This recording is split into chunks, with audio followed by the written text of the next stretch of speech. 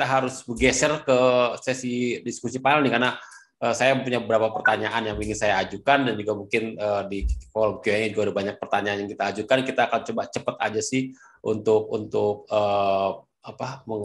menanyakan dan melakukan diskusi seputar transformasi digital. Pak Tony, tadi kita kan sempat ngobrol sebelum ini ya, dan kita sempat Pak Tony kayak menyebut bahwa ada 2.000 lebih rumah sakit di Indonesia, ada berbagai level, ada A, B, C gitu. Tapi kalau kita ngomongin transformasi digital, sebenarnya mirip-mirip gitu ternyata. Yang A sama C sebenarnya juga nggak terlalu banyak bedanya gitu, karena memang sama-sama baru mulai mungkin kadang-kadang seperti itu. Dari Pak Tony sini, kalau misalnya lihat gambaran selama ini, apa sih tantangan utamanya gitu Pak, kalau pelaku rumah sakit gitu ketika melakukan transformasi digital, apa sih yang yang paling susahnya gitu? Ya, jadi ini menarik sekali. Ini rumah sakit itu kalau dibanding dengan sektor-sektor yang lain memang agak tertinggal ya, sektor kesehatan ini. Itu salah satunya dikarenakan peraturan yang sangat strict di sektor kesehatan, sehingga rumah sakit itu takut untuk mencoba hal-hal yang baru karena sanksinya cukup berat ya kalau ada pelanggaran. Oleh karena itu memang di sini isu yang paling besarnya itu adalah dari sisi regulasinya itu masih belum menyentuh aspek digital, seperti misalnya kalau kita bicara tentang solusi-solusi telemedicine dan sebagainya, itu akan ada banyak area-area yang belum diatur, seperti misalnya kalau telemedicine itu pasti seperti ini, misalnya telemedicine, kemudian ada health tech startup yang membuat solusi-solusi yang membuat dokter itu dapat melakukan konsultasi jarak jauh dan sebagainya. Nah, itu akan berpapasan dengan peraturan yang mengatakan seperti misalnya izin praktek dokter itu maksimum hanya 3 tempat praktek. Artinya kalau dia sudah praktek di rumah sakit A, rumah sakit B, sama di rumahnya, berarti dia tidak bisa lagi berpraktek di solusi telemedicine, karena itu nambah lagi jadi 4, jadi itu sudah pelanggaran. Nah, jadi seperti itu. Nah, kemudian dari SIP itu juga mengharuskan bahwa dokter itu hanya dapat menangani satu wilayah di dekat tempat tinggalnya. Jadi kalau misalnya telemedicine itu dokter ini berpraktek di Jakarta, dia tidak akan dapat menerima pasien dari Bandung atau dari Papua karena dia sudah berada di luar daerah wilayahnya. Jadi itu kalau dari sisi peraturan. Kemudian belum kalau dari sisi rekam mediknya ya. Rekam medik itu di Indonesia belum ada peraturan tersendiri mengenai elektronik rekam medik. Jadi kalau misalnya rekam mediknya itu disimpan secara elektronik, itu juga aturannya belum ada. Nah, kalau di Amerika itu ada peraturan HIPAA ya, HIPAA itu dari Health Insurance Portability and Accountability Act. Di Indonesia itu belum ada peraturan serupa, sehingga memang kita masih belum jelas kalau misalnya data kesehatan itu data yang mana saja, data pribadi itu yang mana data harus ditaruh di wilayah Indonesia, yang mana data harus ditaruh di dalam rumah sakit. Nah, itu juga masih blur.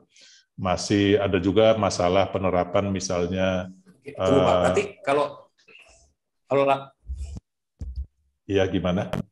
Jadi kalau yang masalah yang lain misalnya ya, Pak, masalah tadi, security dan privacy ya, itu juga kalau di sektor kesehatan masih abu-abu. Jadi kalau di sektor rumah sakit ini bukan berarti rumah sakitnya itu tidak aware mengenai perkembangan teknologi, tetapi mereka takut mencoba teknologi yang baru.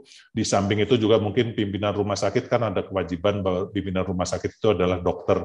Nah, dokter itu kurang terlalu update mengenai teknologi. Barangkali itu sedikit mengenai hambatan dari sisi teknologinya. Pak, kalau begitu misalnya layanan yang tadi disebutkan bahwa layanan telemedicine yang ada saat ini gitu, saya juga nggak tahu ketika saya pakai, dokter saya nggak tahu apakah dia di Jakarta atau nggak, dia dokter di Bandung, itu sebenarnya tidak sesuai regulasi berarti ya Pak ya? Ya, jadi karena sekarang regulasinya seperti itu, jadi kalau misalnya ada orang berobat, orang itu tinggal di Papua, dia berobat atau dia konsultasi dengan dokter yang ada di Jakarta. Nah, itu secara regulasi tadi sudah melanggar. Tapi dalam keadaan COVID sekarang ini, itu banyak peraturan itu bisa dilanggar ya. dalam situasi COVID seperti ini bukan dilanggar begitu saja, tetapi dipertimbangkan untuk bisa dipakai meskipun peraturannya belum mendukung ini semata-mata karena kita ingin mengatasi COVID secepat mungkin. Jadi dari sisi pemerintah juga mereka mengawasi seandainya hal ini diterapkan, risikonya itu apa. Nah, tetapi sayangnya pemerintah kita kayak Kementerian Kesehatan itu belum memiliki seperti regulatory sandbox sehingga seperti di sektor keuangan itu kan ada regulatory sandbox. Jadi teknologi baru dicoba, kalau tidak berbahaya maka nanti peraturannya akan dibuatkan. Nah, di sektor kesehatan belum ada. Berarti ketika kita bicara tantangannya adalah regulasi, mungkin seperti itu Pak ya, bahwa ada regulatory sandbox yang kira-kira bisa mengatur, bisa cepat gitu memberikan mengeluarkan regulasi yang akhirnya mengakselerasi transformasi digital di rumah sakit gitu ya Pak ya. Ya, salah satunya seperti itu. Jadi kalau sandbox ini ibaratnya kan kayak tempat mainan anak-anak yang dari pasir itu ya. Jadi anak-anak bisa bermain pasir, dia bikin bangunan, dia bikin apa, dia tidak suka ya dia hancurkan saja itu pasirnya, jadi nggak apa-apa gitu. Nah, jadi kalau regulatory sandbox itu ya konsepnya mirip itu, tapi ini terkait pada peraturan. Jadi nanti sebelum peraturannya itu dibuat, diamati dulu penerapan teknologinya seperti apa. Kalau bagus ya aturannya dibuat, kalau tidak ya nanti hal itu akan dilarang. Ya. Tapi sanksi-sanksi juga akan ringan di situ kalau ada pelanggaran. Oke. Nah di luar regulasi Pak, apa tantangannya nih Pak? Maksudnya kalau di luar regulasi sebetulnya kalau secara umum itu ada 3 hal. Yang pertama dari sisi regulasinya tadi, yang kedua dari sisi kemampuan SDM-nya. Jadi SDM di rumah sakit itu belum terlalu paham mengenai perkembangan teknologi. Bahkan dunia kedokteran dengan dunia IT itu sepertinya terpisah jauh ya. Jadi kayak misalnya kepala rumah sakit yang dokter itu mungkin dia tidak terlalu paham bahwa di IT itu ada spesialisasi juga. Jadi ada orang IT itu tidak semuanya sama, ada yang spesialisasi jaringan, ada yang spesialisasi database, ada yang spesialisasi pemrograman, pembuatan portal, AI dan lain sebagainya, itu tidak bisa dicampur aduk. Nah, kebanyakan SDM di rumah sakit itu kalau IT-nya itu mereka mungkin keahliannya di bidang yang umum ya, seperti misalnya mungkin dia jaringan atau mungkin komputer hardware, sehingga mereka memang tidak bisa memberikan masukan-masukan terkait misalnya bagaimana kita bisa membuat rumah sakit ini lebih maju menggunakan artificial intelligence gitu, karena mereka mungkin knowledge-nya belum sampai ke situ. Nah, selain itu juga kalau mereka berbicara itu tidak bisa langsung misalnya ke kepala rumah sakitnya karena mungkin tingkatannya beda. Jadi tingkatan orang IT-nya itu mungkin baru sampai manajer, ya, belum sampai ke level direktur. Padahal kalau mau bicara ke atas itu kan levelnya harus level direktur. Jadi kita membutuhkan SDM yang paham bukan hanya di level IT-nya, tetapi juga dari semua level. Oleh karena itu, salah satu kegiatan dari Persi adalah melakukan edukasi. Nah, itu tadi jadi yang pertama regulasi, kedua SDM, yang ketiga adalah dari sisi teknologinya. Nah, kalau teknologi itu di rumah sakit kebanyakan teknologi-teknologi yang lama kalau kita bicara tentang IT ya. Jadi ada server di suatu server room atau data centernya, yang mereka hanya menggunakan teknologi yang berjalan di server itu. Sementara kalau ada teknologi-teknologi dari provider luar, kayak misalnya dari cloud dan sebagainya, nah itu mereka agak aware, ya, agak takut menggunakannya karena peraturannya belum ada yang memungkinkan penggunaan cloud, karena mereka pengertiannya kalau cloud itu ya servernya ada di luar negeri. Terus bagaimana keamanannya, privasinya dan lain sebagainya. Jadi keraguan-keraguan itu yang membuat mereka takut untuk mengadopsi teknologi baru, meskipun teknologinya ada, mereka juga belum tentu mau untuk menggunakan teknologi itu karena ketakutan untuk melanggar regulasi tadi, kayak gitu. Oke, terima kasih Pak Tony. Oke, tadi regulasi, kemudian juga soal teknologi, juga soal people gitu. Kalau regulasi mungkin kita nggak punya, mungkin kita skip dulu ya, karena emang ini kan pembahasannya akan lebih mendalam dan mungkin melibatkan orang-orang yang berbeda mungkin di webinar berikutnya. Tapi mungkin soal people nih kan, mungkin ke Mas Ayubi nih. Bio Farma kan BUMN gitu, jumlah karyawannya kalau saya baca juga lebih dari 1.000 orang gitu ya. Dan ya kan selama ini selalu menyebut kalau BUMN karyawan banyak itu susah bergerak.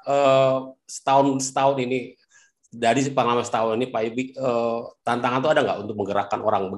Atau pertanyaan saya mungkin bagaimana gitu strategi Anda gitu dalam mendorong adopsi teknologi digital di lingkungan yang BUMN sebesar Bio Farma gitu yang kan kesannya tuh selalu lambat bergerak. Ada strategi yang telah dilakukan, Mas, yang bisa di-sharing sini? Ya, terima kasih pertanyaannya, Mas.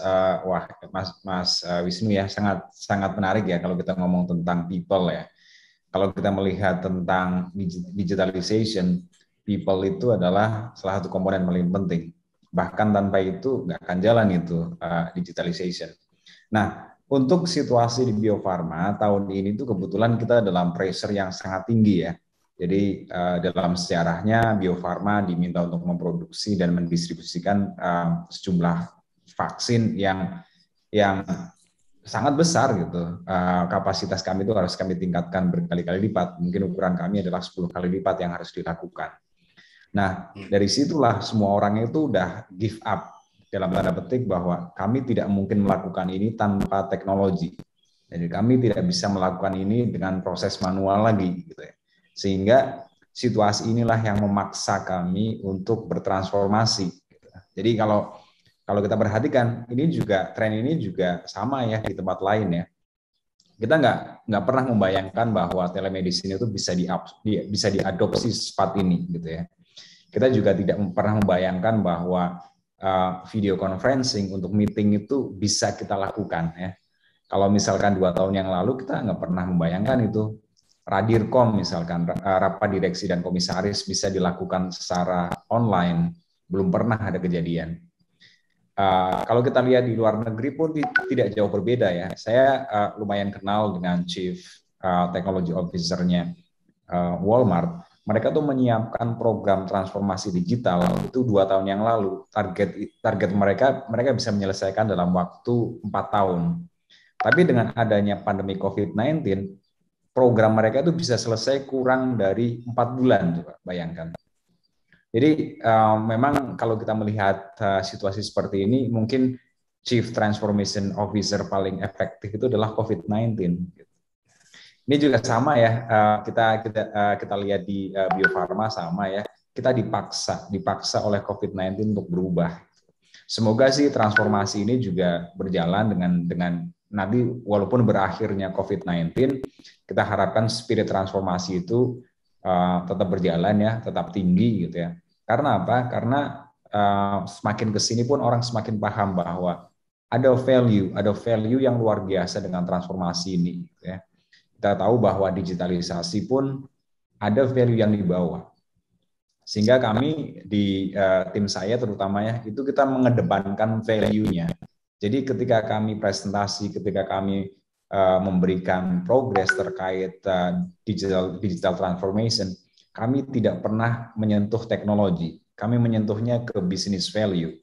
Business value yang selalu kita kedepankan, apakah itu dalam bentuk new revenue atau peningkatan revenue, ataukah cost efficiency, ataukah customer experience, ataukah accelerated R&D ya, percepatan R&D, ataukah public safety, itu yang kami kedepankan. Kami nggak ngomong tentang advance-nya teknologi yang kami gunakan, enggak. Kita ngomong tentang business value. Semoga menjawab, Mas Wisnu. Oke. Menarik tuh, Mas. Jadi ngomong ke direksi nggak pakai kata-kata cloud computing, IoT segala macam, tapi lebih ke bisnis gitu ya. Revenue-nya naiknya berapa, R&D bisa lebih cepat berapa gitu kira-kira, Mas ya. Bahwa nanti teknologi di belakangnya itu akan mendebatkan IoT dan cloud itu emang ya bisa disusul, tapi yang harus dikedepankan itu ya business value gitu ya tadi ya.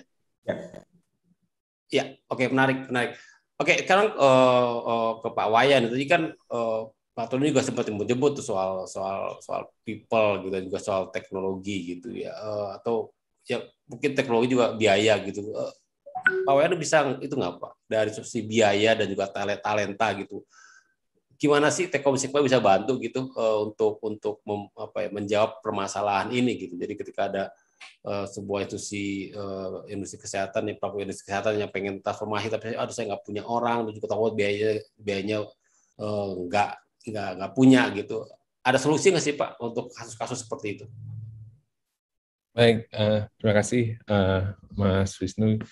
Jadi kita melihat memang membangun sebuah solusi itu memang tidak semata-mata dari satu sisi nih ada orang IT dan ada user ya dengan disiplin sesuai industrinya gitu ya.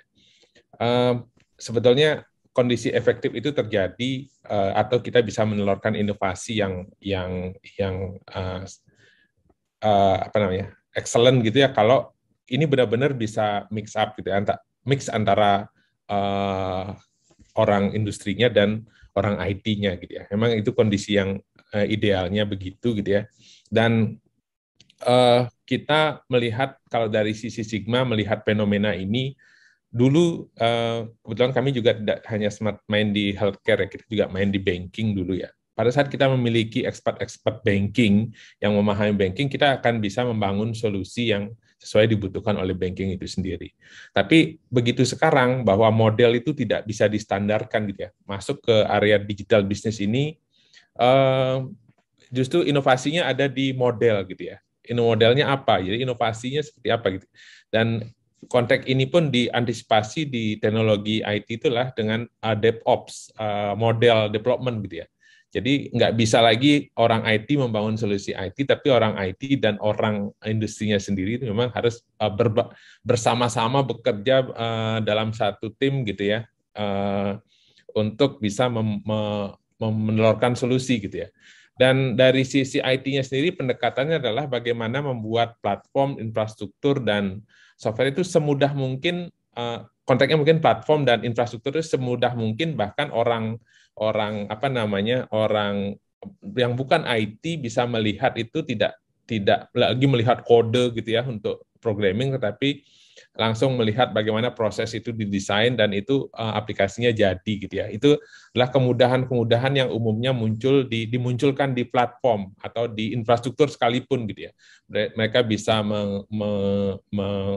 melakukannya sendiri untuk provisioning misalnya seperti itu, mengelola sendiri, yang lama-lama orang IT itu tanpa tahu belakangnya yang rumit, depannya bisa itu kecenderungan yang dilakukan di industri. Tapi tetap tadi bagaimana membangun pola kerja antara yang bisa mudah terjadi orkestrasi atau mengkompos sebuah bisnis model atau solusi bersama, itu adalah bangun cara kerja yang baru gitu ya antara orang IT dan orang non IT. Itu yang sedang diupayakan. Tapi bisnis model bangun itu juga tidak mudah gitu ya. Dan ini membutuhkan orang-orang yang benar-benar inovatif.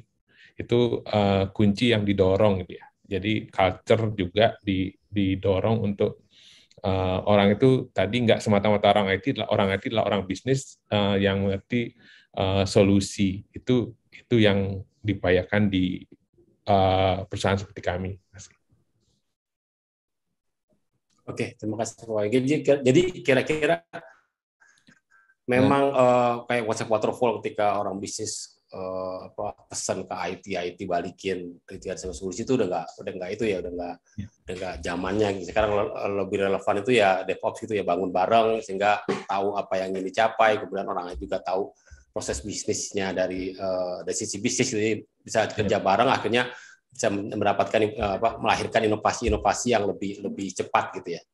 Yeah. Oke, terima kasih. Untuk Pak, sekarang pertanyaan ke Pak Tony dan Pak Ayub kali ya. Kita tadi kan ada di sini kebetulan ada Pak Wayan yang dari sisi industri. Tapi kalau bisa nggak saya tanyakan apa sih dukungan seperti apa sih yang dibutuhkan pelaku industri kesehatan gitu dari penyedia solusi seperti Telkom Sigma ini? Mungkin Pak Tony kalau rumah sakit kira-kira butuh apa sih dari pemilik teknologi atau penyedia teknologi seperti Telkom Sigma? Ya, salah satu yang dibutuhkan oleh rumah sakit itu adalah update teknologi ya.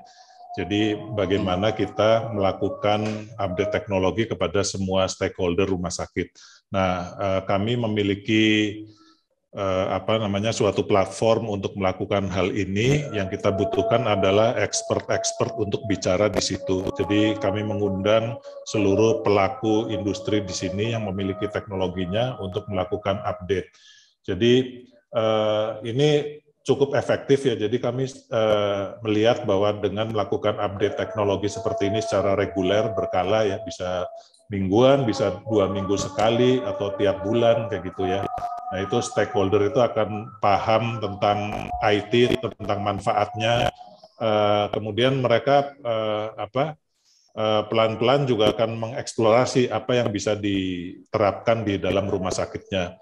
Nah, salah satu yang kita bisa fasilitasi itu adalah semua pemain teknologi itu bisa bertemu dengan siapapun di stakeholder rumah sakit, karena seluruh 2.900 rumah sakit itu ada di bawah naungan Persi. Maka kalau kami melakukan edukasi seperti itu, yang hadir itu bisa ribuan orang ya. Jadi sekali melakukan edukasi itu cukup efektif. Jadi itu yang kita butuhkan adalah para ahli di bidangnya, misalnya ahli tentang cloud, ahli tentang vaksin, ahli tentang apapun, nanti kita berikan akses ke seluruh rumah sakit itu, termasuk jika misalnya ada pemain teknologi yang ingin memberikan program-program tertentu seperti misalnya proof of concept atau misalnya pilot project dan sebagainya, itu kita bisa fasilitasi. Dan itu kerjasama seperti itu yang kita harapkan. Oke, terima kasih. Kalau Pak Ayub, Pak, kalau kira apa sih yang dibutuhkan produsen maupun distributor produk kesehatan gitu, seperti Bio Farma dari pelaku teknologi ini? Ya, kita tahu ya bahwa adopsi teknologi di industri healthcare itu selalu ketinggalan ya, mungkin 5-7 tahun tertinggal dibanding industri yang lain, dengan berbagai alasan ataupun excuse-nya ya. Jadi boleh dibilang saya menyebutnya bahwa kita itu masih dalam infancy stage, jadi masih fase balita lah untuk adopsi teknologinya. Peluangnya masih sangat luar biasa besar ya. Ada banyak hal yang belum bisa kita lakukan dengan berbagai alasan juga ya, karena ketidaksiapan teknologi ataupun ketidaksiapan industrinya sendiri. Kalau misalkan kita ngomong tentang tadi ya AI, machine learning dan seterusnya, di Amerika pun ya yang dianggap sebagai kiblatnya teknologi, masih banyak sekali kendala yang harus kita hadapi, baik dari sisi teknologinya, dari sisi datanya, dari sisi culture-nya, dari sisi regulasinya, itu masih banyak sekali kendala yang kita hadapi. Nah, itu yang pertama. Terus yang kedua, harapan kami terhadap orang-orang teknologi itu yaitu ini, invest in the industry. Yang saya maksud dengan invest di industri adalah coba untuk memahami industri healthcare ini secara lebih dalam. Dalam artian seperti ini ya, ini kan ada dua kubu ya, kubu healthcare, kubu teknologi. Ini orangnya berbeda, cara berpikirnya berbeda, pemahamannya berbeda. Nah, ini perlu pemahaman di antara dua orang ini. Orang healthcare kalau bisa masuk ke teknologi sehingga bisa memahami itu. Orang teknologi sebaiknya juga masuk ke dalam industri healthcare untuk bisa memahami apa itu healthcare, kenapa ini, kenapa itu, batasannya ini, batasannya itu, dan seterusnya. Selama ini ya, kalau kita perhatikan, banyak sekali teknologi-teknologi itu disiapkan untuk industri healthcare tanpa memahami the essence ya, atau industri healthcare secara mendalam, sehingga kadang-kadang teknologinya tidak tepat guna, teknologinya terlalu mahal, teknologinya itu secara regulasi belum masuk, dan seterusnya. Jadi invest, kita minta dari sisi kami ya, dari sisi pemain healthcare, kami akan invest, kami akan mencoba membawa orang-orang kami lebih memahami teknologi. Di saat yang sama nanti kita minta juga teman-teman dari healthcare dari teknologi untuk masuk ke dalam industri healthcare. Itu yang saya maksud invest in the industry. Invest itu bukan dalam artian spending uang untuk teknologi, bukan, tapi spending energi, resources untuk memahami industrinya, sehingga bisa lebih nyambung ya, lebih komunikasinya lebih lancar, teknologinya nanti yang dibuat juga lebih nyambung dengan kebutuhan dari industri. Yang ketiga, ini juga penting sekali ya. Ini saya mengajak ke semuanya untuk berkolaborasi. Kita itu tidak bisa mengimplementasikan teknologi di healthcare tanpa kolaborasi yang erat dari semua pihak. Tadi sudah berulang-ulang disebut mengenai regulasi. Ya tentu kita harus berkolaborasi dengan orang regulasi. Tadi disebutkan juga mengenai dengan orang-orang dari praktis. Ya kita harus kolaborasi dengan mereka. Kita juga nanti harus kolaborasi dengan orang antropologis untuk memahami bagaimana people itu mengadopsi teknologi yang baru. Saya sendiri di tim saya itu saya meng-hire 2 orang antropologis untuk memastikan bahwa apa yang kita develop itu sesuai dengan kebutuhan zaman, sesuai dengan kebutuhan populasi, komunitas dan seterusnya. Itu 3 poin yang ingin saya sampaikan. Jadi ini bukan pekerjaan gampang, ini pekerjaan yang masih awal sekali ya. Kita masih mungkin butuh waktu 10-20 tahun ke depan untuk bisa mengadopsi teknologi healthcare ini secara lebih masif dan punya impact baik dari sisi bisnis maupun ke healthcare ke clinical outcomes-nya. Ya, terima kasih Pak Said. Masukan yang baik tuh. Dan memang digital, ketika ngomong transformasi digital memang sebuah journey, sebuah perjalanan yang mungkin yang nggak akan langsung tercapai goalnya gitu, bahkan mungkin nggak pernah tercapai. Tapi setidaknya kita bisa sebenarnya forum ini juga bisa kita jadikan momentum gitu ya untuk mulai apa sih yaitu mulai perjalanan itu, mulai dari yang kecil-kecil, siapa tahu kita punya dapat quick win yang akhirnya menyadarkan kita untuk bisa melangkah lebih jauh lagi.